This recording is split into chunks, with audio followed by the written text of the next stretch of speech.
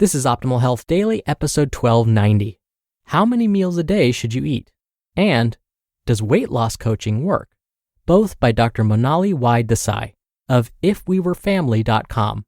And I'm Dr. Neil. Welcome back to Optimal Health Daily, or welcome for the first time if you're new here. This is the podcast where I act as your very own personal narrator and read to you from some of the most popular health and fitness blogs online. Now, for a lot more blogs being narrated for you, check out Optimal Living Daily. You can search and find that podcast wherever you're listening to this. Now, earlier this week, I wished Justin, my brother, a very happy birthday. I just have a lot of March birthdays in my family, so I want to wish my nephew, Rayan, a very happy birthday today. All right, with that, let's get right to it as we optimize your life. How many meals a day should you eat? By Dr. Monali Desai of ifwewerefamily.com. You may have received advice about how many times a day you should eat to help you lose weight. There's a lot of conflicting information online, so I'm going to review the medical data that's available. These are mostly small studies, so please know the data are limited. How many meals a day should you eat? Medical studies are mixed on how many times a day you should eat, and that's why the information online is so confusing. What seems to matter the most is what you actually eat during those meals, and possibly what time you eat. 1 meal versus 3 meals a day. Some studies showed that eating 1 meal a day versus 3 meals a day doesn't make a difference in your ability to lose weight. Other studies showed that people eating 1 meal a day were more likely to gain weight or have difficulty losing weight. The reason for this was that in these studies, the people eating only 1 meal a day were more likely to eat more unhealthy foods, like foods high in sugar, high in unhealthy saturated fat, or foods high in unhealthy carbs. Possibly this was because they thought it was okay for them to eat more unhealthy food because they were only eating once a day. Or maybe they were so hungry they didn't think as much about what they were eating. That happens to me when I'm really hungry. 6 small meals versus 3 meals a day.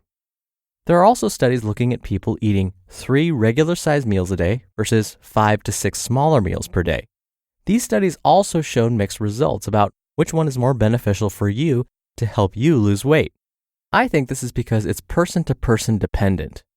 The other thing to consider is if you eat 1 big meal a day and it's at the end of the day, there's less time between when you eat and when you go to sleep. This means you're less likely to burn off the food as energy. This may make it more likely that the food will be stored as fat. Eating earlier in the day gives your body more time to burn off the food you eat as energy instead of storing it as fat. Impaired blood sugar and insulin regulation. There are a few studies suggesting how many meals a day you eat can impair your blood sugar or blood glucose and insulin regulation. The reason this is important is that impairment of your insulin regulation long term can make it harder for you to lose weight and more likely for you to develop diabetes. It's possible that eating 1 big meal a day could cause a higher spike in your insulin level and over time impair your insulin regulation. It's also possible that eating 6 small meals a day could impair your insulin regulation because your body is continually releasing insulin for a significant part of the day. However, the data on this are very limited, so I wouldn't recommend you change the way you eat based on this just yet. But just keep this in mind in the future. So, what should you do? Based on the medical studies available, it seems person-to-person dependent on how many meals a day you should eat. It depends on how many meals a day helps you maintain eating healthier throughout the day. You can test it out for 1 week by keeping track of how healthy you eat on the days you skip meals versus days you don't skip meals. It's worth testing yourself to see what works best for your lifestyle, your work schedule, etc. And now, I have another post from Dr. Desai in just a second. But first, we talk a lot about following a healthy diet. And with HelloFresh, you can get meals every week delivered right to your door, so you're never without a healthy choice. And no matter what you choose, every single recipe is packed with fresh produce sourced directly from farmers. HelloFresh also helps to reduce stress by cutting out meal planning and grocery store trips while providing everything you need to get dinner on the table in about 30 minutes or less. One of my favorite meals to make at home with HelloFresh is the scallops over truffled mushroom risotto.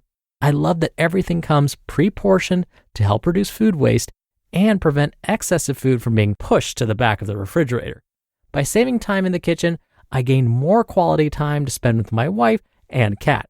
Now you can regain control of your time during those busy weeknights too. Go to hellofresh.com/OHD12 and use code OHD12 for 12 free meals, including free shipping. That's hellofresh.com/OHD12 and use code OHD12 for 12 free meals, including free shipping. Does Weight Loss Coaching Work? By Dr. Monali Desai of ifwewerefamily.com. There are a lot of different types of weight loss programs out there. One of them is weight loss coaching. Given that weight loss coaching is a time and money investment, you might be wondering if it really works. I haven't tried it myself, so I reviewed the medical studies available. Do weight loss coaching programs work? Based on data, yes, weight loss coaching is an effective way to lose weight. If you're having trouble losing weight on your own, it's worth trying it at least once. The most effective type of program lasts at least 6 months, and the coaching sessions are at least twice a month. More frequent coaching sessions seem to correlate with more weight loss. The studies showed that if you're speaking with a coach once a week, you're likely to lose more weight than someone who is speaking with a coach less frequently. If you've had trouble maintaining weight loss, studies have also shown that coaching could help with that too. So if you're one of those people who can lose weight on your own, but then you have trouble keeping it off long term, it may be worth trying weight loss coaching. What about the cost? Several health insurance plans have started their own weight loss programs in the last couple of years, and they're free for their members. However, if this isn't an option for you, weight loss coaching can be expensive, depending on the program. But think of it as an investment in your long-term health.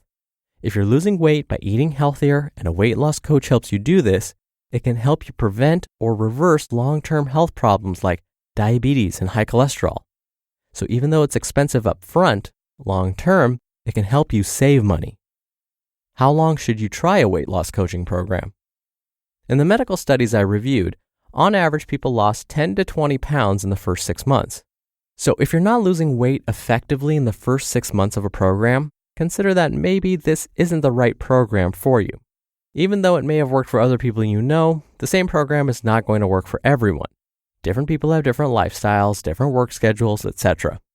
So what type of weight loss coaching program should you try?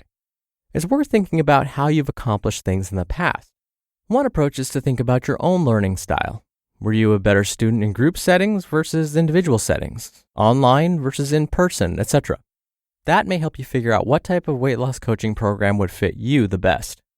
If you try a weight loss coaching program for 6 months and it doesn't work for you, move on to something else.